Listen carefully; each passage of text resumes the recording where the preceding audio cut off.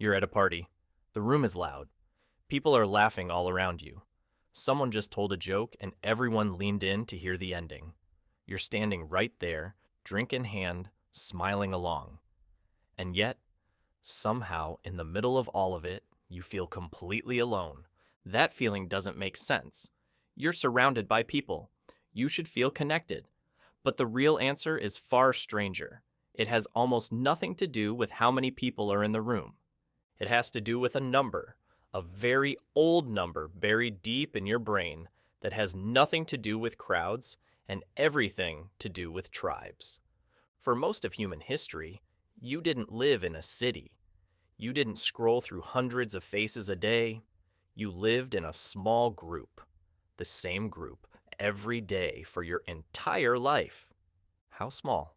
Smaller than you'd think.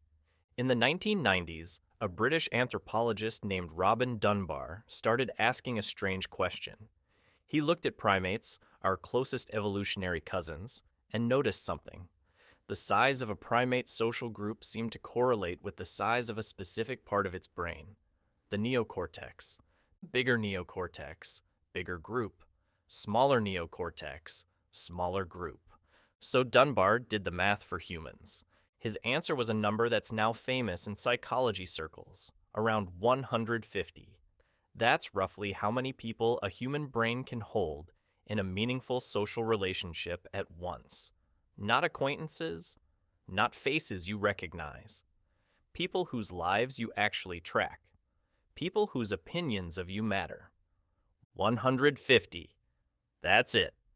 And within that 150, there are smaller circles. About 50 people you'd call close friends, about 15 you'd trust with something difficult, and about 5, your absolute inner circle, the people who would drop everything if you called them at 3 a.m.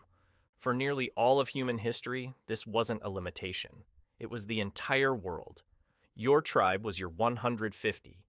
You knew their faces, their voices, their moods. You knew who was angry at whom.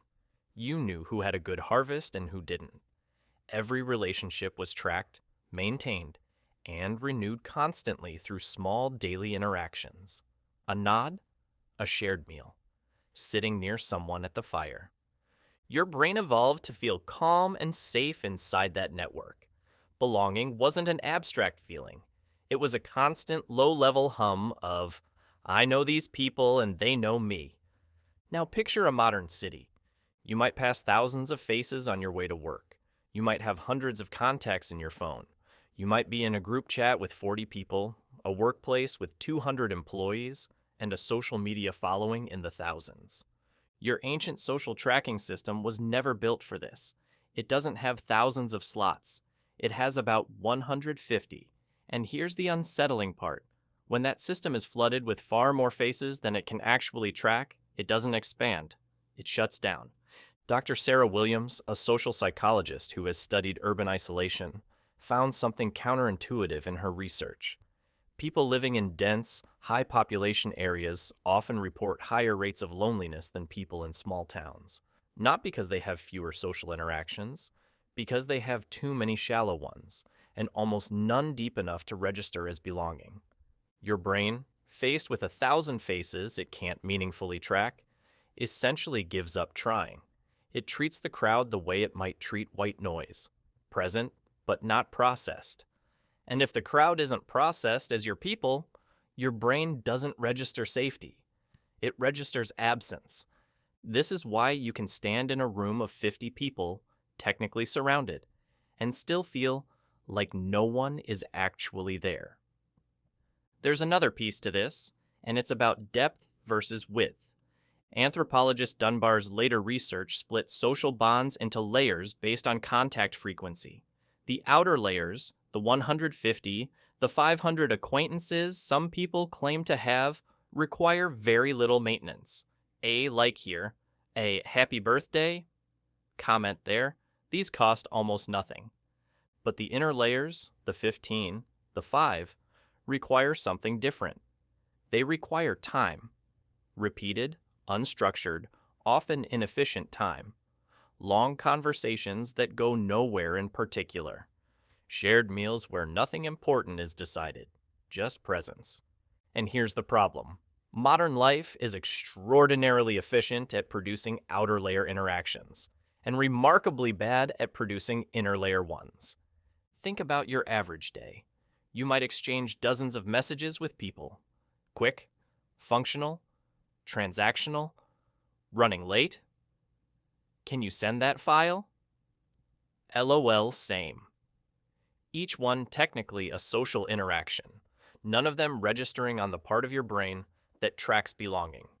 Meanwhile, the kind of interaction that does register, long, unstructured, face-to-face time with someone who knows your history, has become rare.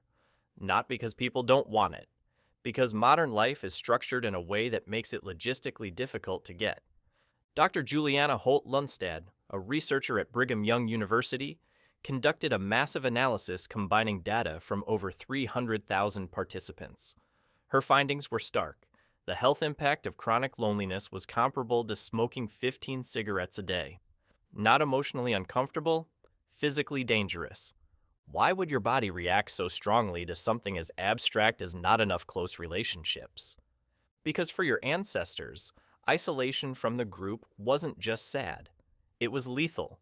A person cast out from the tribe lost protection, lost access to food, lost the early warning system that came from dozens of pairs of eyes watching for danger. Your body still treats social disconnection as a threat to survival, even though, today, you can be technically disconnected and still be completely safe. This mismatch creates a strange internal alarm. You're safe, nothing is wrong, and yet something feels wrong. That feeling is loneliness, and it's not a malfunction. It's an ancient alert, firing in a world it was never designed for. So what does this mean for that party? For that group chat? For that feeling of being surrounded but unseen? It means the problem was never the number of people around you. It means your brain isn't asking, how many people are here? It's asking a much older, much quieter question. How many of these people actually know me? A single deep conversation with one person who genuinely knows your history can do more for that ancient alarm than being in a room with 200 people who don't. This is also why some of the loneliest people in the world are surrounded by others constantly. Celebrities, people in large, fast-moving social circles, people with thousands of online followers and few real conversations. The quantity is high, the depth is near zero, and the ancient system inside them registers that gap as clearly as it would register an empty room. Here's the strange comfort in all of this. Your brain isn't broken if a party makes you feel alone. It's working exactly as designed, just in an environment that almost never matches what it was designed for. The fix, if there is one, isn't more contacts. It isn't a bigger group chat. It's smaller, slower, and older than that. A long conversation, a shared meal with no agenda, time spent with someone who actually knows your story and adds to it. You're at a party. The room is loud. People are laughing all around you. And for the first time, you understand exactly why, in the middle of all of it, some part of you is still quietly looking for the other 149.